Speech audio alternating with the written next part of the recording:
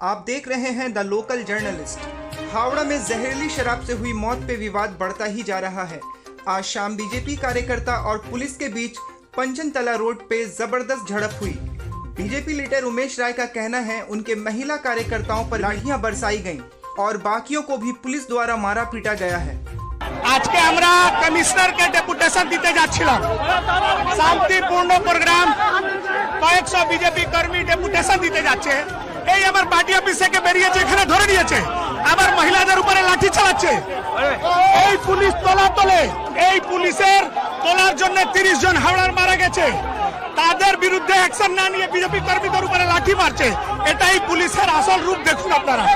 Skin glows in two ways: A, using filters, or B, water. Bahamas. Feel the freshness of water all over again.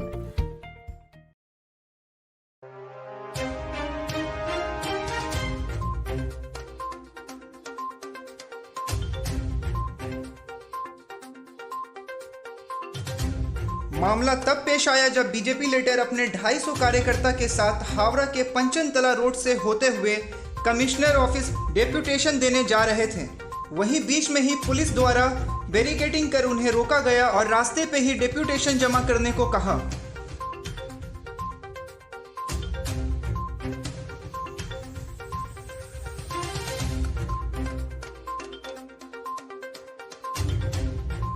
उसके बाद ही BJP leader Umesh राय कार्यकर्ता समेत road पर धरना पे बैठ गए। उसी बीच कार्यकर्ता और पुलिस के बीच झड़प हो गई। आपको बताता चलूं, अभी कुछ दिन पहले ही हावड़ा के गजानंद इलाके में जहरीली शराब पीकर कई लोगों की मौत हो गई थी। आज शुभेंदु अधिकारी मलीपच घोड़ा थाना के करीब एक सभा करने वाले थे, जिनकी उन्हें अनुमति नहीं दी गई।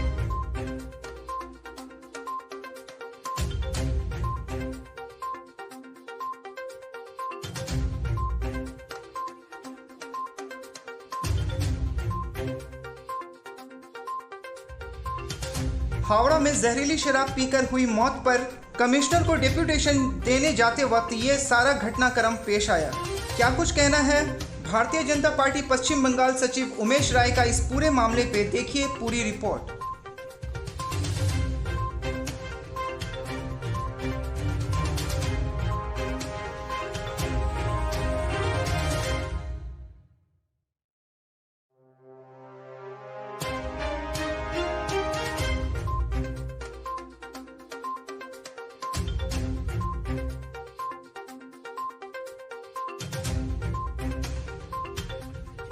अब मोबाइल एक्सेसरीज को लेकर नहीं होगी कोई भी ट्रबल, क्योंकि UNI की हर प्रोडक्ट है बिल्कुल अफोर्डेबल। खरीदिए मोबाइल फोन कवर्स, नेक बैंड्स, ब्लूटूथ स्पीकर्स, चार्जर्स और पावर बैंक जैसी ढेर सारी एक्सेसरीज सिर्फ और सिर्फ UNI की। UNI, born to win, India की ब्रांड, इंडिया के लिए। हावड़ा में जहरीली शराब पीने के बाद जितने लोगों की मौत हुई, प्रशासन की तरफ से कुछ कम आंकड़े बताए जा रहे थे। एग्जैक्टली कल सुकांदा दा ने बताया कि 35 से ज्यादा मौतें हुई हैं। सर, इस पे आप क्या कहेंगे पूरे घटनाक्रम पे? देखिए, सही आंकड़ा देना तो बड़ा कठिन काम है। जिस तरीके से पुलिस ने और स्थानीय TMC के लोगों ने इस पूरे मामले को दबाने का प्रयास किया, षड्यंत्र किया, इसमें आंकड़ा पता लगाना मुश्किल है। आपको मैं बताऊं कि पिछले 4-5 दिनों से उस इलाके में जहरीली शराब पीकर लोग बीमार हो रहे थे। शुरुआती दौर में बहुत सारे लोगों को सीने में कष्ट हुआ, उनका दम फूल रहा था और वो अस्पताल गए और वहाँ पर उनकी मृत्यु हुई। लोग को समझ में नहीं आ रहा था कि आखिर इनकी मृत्यु क्यों हुई है। शुरुआती दौर में कुछ लोगों का तो ऐसे ही अंतिम संस्कार कर दिया गया, कुछ बीमार लोगों को बिहार भेज दिया गया। जब पूरा मामला समझ में आने लगा कि अगल बगल के बहुत सारे लोग बीमार होने लगे, तब जाके पता लगा कि ये लोग तो सारे लोग एक ही जगह से शराब पिए थे। और वो जब पूरा मामला जब देखा गया तो अभी तक जो अंदाज़ा लग रहा है कि 30 से ज़्यादा लोग की जहरीली शराब पीने से मृत्यु हुई है, जो स्थानीय लोग बता रहे हैं। अब मज़े की बात यह है कि लोग मर गए, मरने वाले निम्न वर्गीय एकदम गरीब लोग हैं, वो मर गए। पुलिस पूरे मामले को दबाने के लिए प्रयास करे। यहाँ की अस्पतालों में पुलिस का इतना दबदबा है कि सुपरिटेंडेंट बिना पोस्टमार्टम रिकमेंड किए बॉडी परिवार के लोगों को दे दे रहा है। वहाँ से जब बहुत सारे लोग बॉडी चला दिए, गांव लेके चले गए। जब हम लोगों ने इस विषय को उठाया, जब हल्ला गुल्ला हुआ, शोर शराबा मचा, तब ये लोग कुछ बॉडियों को लेके पोस्टमार्टम में भेजे। पहले दिन 9, दूसरे दिन 5, अभी तक 14 लोगों का पोस्टमार्टम हुआ है, ऐसा मेरे पास जानकारी है। ये संख्या कम बेसी भी हो सकती है, बहुत सारे लोग अस्पताल में हैं, 6 से ज़्यादा लोगों को बिना पोस्टमार्टम के उनका अंतिम संस्कार कर दिया गया है। ऐसे बहुत सारी संख्या है जिस संख्या का पता नहीं लग रहा है। 30 से ज़्यादा लोग मर गए जिस इलाके में। वहाँ का पुलिस कमिश्नर फोरेंसिक जांच के पहले बोल रहा है कि हम लोग को प्राथमिक स्तर पर ये पता लग रहा है कि इनके शरीर से दुर्गंध नहीं आ रहा था। कैसे बोलते हैं? पूरे इलाके के लोग चिल्ला चिल्ला के बोल रहे हैं कितने लोग मारे गए हैं, शराब पीने से मारे गए हैं, पुलिस यहाँ से पैसा उठाता था, कौन टीएमसी का नेता का उनके साथ जोग था। आप बताइए, इतना लापरवाह कोई हो सकता है? एक दुनिया का सबसे बड़ा राजनीतिक दल भारतीय जनता पार्टी की ओर से पुलिस कमिश्नर को एक चिट्ठी भेजा गया कि हम ज्ञापन देना चाहते हैं इस विषय पर, हम कुछ बताना चाहते थे, हमारे पास जो जानकारी है। पुलिस तो सुनता नहीं है किसी का। हम लोगों के पास जानकारियाँ थी कि कैसे ठेक चल रहा है, कितने दिनों से चल रहा है, उसमें कौन पुलिस का मिली भगत है, कैसे लोग इसमें उनकी सहयोगिता है, ये हम लोग बताना चाहते थे। और कहाँ कहाँ शराब के अड्डे चल रहे हैं आज भी, टिल टुडे। मैं आपको अभी दावे के साथ बोल सकता हूँ, मैं जहाँ बैठा हूँ गोलाबाड़ी थाना इलाके में, इसके आसपास में अभी भी आपको दारू का ठेक दिखा दूंगा जो इलीगली दारू बिक रहा है। अभी आप जीटी रोड पर जाइए, अभी आपको दिखेगा। लेकिन पुलिस सुनने को तैयार नहीं है। कमिश्नर साहब बोलते हैं कि इतना शॉर्ट नोटिस पर वो डेपुटेशन नहीं ले सकते हैं। 30 लोग मर गए, इससे भी ज़्यादा कोई जरूरी काम हो सकता है क्या? वो कलकत्ता चले गए, एक डीसी को भेज दिए। हम लोग एक ज्ञापन देना चाहते थे। पुलिस ने कहा कि आप माली पचघाड़ा थाना नहीं जा सकते, वहाँ टीएमसी आंदोलन करेगा। मैंने उनको अनुमति दे दिया। चलो भाई, मारने वाला भी आंदोलन कर रहा, अच्छा बात है, आपने उसको परमिशन दिया, ठीक है। हावड़ा मैदान करेंगे? नहीं, वहाँ DYFI का कार्यक्रम चल रहा है, वहाँ नहीं कर सकते, कोई बात नहीं। हम लोग ब्रिज के नीचे करेंगे? नहीं, वहाँ नहीं कर सकते, वहाँ कांग्रेस का धरना चल रहा है, अच्छी बात है। हम लोगों ने कहा कि हम अपने जिला कार्यालय से जमायत करेंगे और CP को ज्ञापन देने जाएंगे। हम लोग जमायत कर रहे थे, बीच रास्ते में पता चला कि अभी हम लोग के ऑफिस से 50 मीटर की दूरी पर बैरिकेड करके रोक दिया। अरे इतना तत्पर क्यों है? क्या रोकना चाहते हैं आप? अगर हम लोग कमिश्नर के पास जाकर चिट्ठी दे देते तो पश्चिम बंगाल का सरकार गिर जाएगा क्या? कि टीएमसी के बने नेताओं को कोई सजा वजा हो जाएगी? हम थोड़ी ना बोल रहे हैं कि प्रताप कर्मकार टीएमसी करता था। हमने कहीं आपने सुना है कि बीजेपी का कोई नेता बोला कि प्रताप कर्मकार टीएमसी करता था? वो शराब बेचता था, उसके जहरीले शराब से लोग मरे हैं। तो टीएमसी के लोग इसको क्यों छुपाना बचाना चाह रहे हैं? पुलिस के लोग इसको क्यों दबाना चाह रहे हैं? जो दोषी है वो पकड़ा जाए। जब हम लोग निकले, हमारे रैली को बीच रास्ते में रोका गया। कार्यकर्ताओं ने जब बोला कि भाई आप क्यों रोक रहे हैं हमको, तो कमिश्नर साहब को ज्ञापन देने जाना है। वहाँ पर थोड़ी नोकझोंक होने के बाद में महिलाओं के ऊपर महिला पुलिसों ने लाठी चलाया। आप वीडियो देख सकते हैं। हम लोगों ने बीच बचाव करके रोका। उसके बाद वहाँ पर हमारे कई कार्यकर्ताओं को पुलिस ने गिरफ्तार भी किया। ऐसी स्थिति में मैं आपको बताऊं, मेरे अपने राजनीतिक जीवन का पहला अनुभव है, शायद आप लोग भी नहीं देखे होंगे।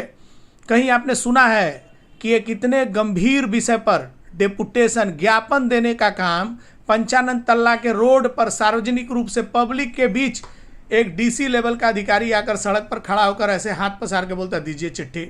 ना उसके पास कलम है, ना उसके पास स्टैंप है। ज्ञापन लेते हैं और ज्ञापन लेके क्या कहते हैं, आपने कमिश्नर साहब के नाम से चिट्ठी लिखा है, मैं ये चिट्ठी उनको दे दूंगा। ये तो हम क्लर्क को भी दे सकते थे, फिर डीसी साहब को आने की क्या ज़रूरत था वहाँ पे? जब आप चिट्ठी लेंगे और चिट्ठी लेके बोलते हैं कि दीजिए चिट्ठी, मैं कमिश्नर साहब तक पहुँचा दूंगा, ये काम तो कोई भी कर सकता था, ओसी हावड़ा भी कर सकता था। एक डीसी साहब रोड पर आके इतनी बड़ी घटना को आप इतने हल्के से ले रहे हैं और छोटा छोटा बयान देकर आप इसको प्रभावित करने का काम करते हैं। कोई बोल रहा है टीएमसी का नेता कि जांच होना चाहिए, लोग कैसे मरे। कैसे जांच होगा भाई? बॉडी तो तुम जलवा दे रहे हो, पोस्टमार्टम नहीं हो रहा, जांच कैसे होगा? और पोस्टमार्टम गया है पुलिस मॉर्ग में और सीपी साहब बोल दे रहे हैं कि इसका तो बॉडी से दुर्गंधे नहीं आ रहा था। दुर्गंध तो डॉक्टर को भी नहीं आएगा। अब सर एक सवाल ये भी उठता है, शराब वहाँ जहरीली बिक रही थी, नकली बिक रही थी। बड़ा सवाल ये है कि थाने के पीछे शराब बिक क्यों रही थी? सबसे बड़ा सवाल ये खड़ा होता है। गौतम चौधरी घटनास्थल पे पहुंचे थे, द लोकल जर्नलिस्ट की टीम वहाँ मौजूद थी। वो जब मृतकों के परिजनों से मिल रहे थे तो उन्होंने कहा आप मेरी शक्ल नहीं देखेंगे अगर मैंने उनको सजा नहीं दिलवाया। इस पे आप क्या कहेंगे सर? गौतम चौधरी इसके पहले बहुत लोगों को सजा दिलवा चुके हैं। मैं आपके चैनल के माध्यम से कुछ तथ्य बताना चाहता हूं, बाकी लोग के पास तो इतना समय नहीं होता है। आप चूंकि पूरा विस्तृत दिखाते हैं इसलिए मैं बता रहा हूं।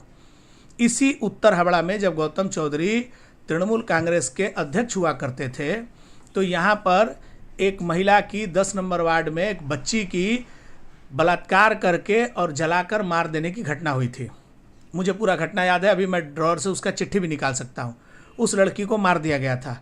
उस घटना में जब उस लड़की का पोस्टमार्टम होकर बॉडी आया तो गौतम चौधरी जी उस बॉडी को लूट लिए अपने लोगों को लेके, किसी दूसरे पार्टी के लोगों को जाने नहीं दिए और ले जाकर उसका अंतिम संस्कार, मैंने ऐसे लग रहा था जैसे बहुत सारा कुछ बड़ा कोहिनूर पा गए हैं, ले जाकर उसका अंतिम संस्कार करवा दिए। उसके कुछ दिनों के बाद 10 नंबर वार्ड के ही बीबी बागान में सरस्वती पूजा के विसर्जन में एक मामला हुआ। उस मामला में अरूप भंडारी नाम के एक बच्चे को पीटकर मार दिया गया। जब उसका बॉडी आ रहा था, सेम एक ही काम, उस बॉडी को भी ये लोग पूरा कब्जा में ले लिए, किसी को छूने नहीं देंगे, किसी को देखने नहीं देंगे और तुरंत लेके चले गए शमशान, उसको जला दिए। उसके कुछ दिनों के बाद हमारे इलाके की एक बहू, उसकी 2 बेटियां इकबालपुर में रहने के लिए गई थी। वहाँ के एक व्यक्ति ने, अपराधी ने उन तीनों की हत्या करके टीना का बक्सा में डाल के ज़मीन के अंदर डाल दिया था। बहुत दिन तक तलाश होने के बाद जब उनका बॉडी मिला तो उसको लेकर जब हावड़ा के लोग यहाँ पर एसी मार्केट के पास खड़े थे कि उनको हम संवेदना व्यक्त करेंगे कि भाई इतना बड़ा दुर्घटना हुआ है, टीएमसी के सैकड़ों लोगों को लेकर गौतम चौधरी पहुँचे। स्थानीय लोगों को रोड पर से पीट कर भगा दिया गया। पूरा डेड बॉडी लेकर सीधे शमशान चले गए। उनके परिवार के लोगों तक को फूल नहीं चढ़ाने दे रहे थे। उसके बाद ये घटना यही नहीं रुकती है। विक्रम विद्यालय का एक बालक, छोटा बच्चा किडनैप हुआ था। बाद में पता चला कि उसके परिवार का ही कोई व्यक्ति किडनैप किया था, किडनैप करके उसको मार दिया था। उसका बॉडी भी आया तो सेम पोजीशन हुआ था। अभी भी वही स्थिति है। उस इलाके में कोई जा नहीं पाए, किसी से बात नहीं कर पाए, कोई बोल नहीं पाए। इनकी ये मानसिकता है। ये बोलते हैं सज़ा दिलाएंगे। क्या सज़ा दिलाएंगे?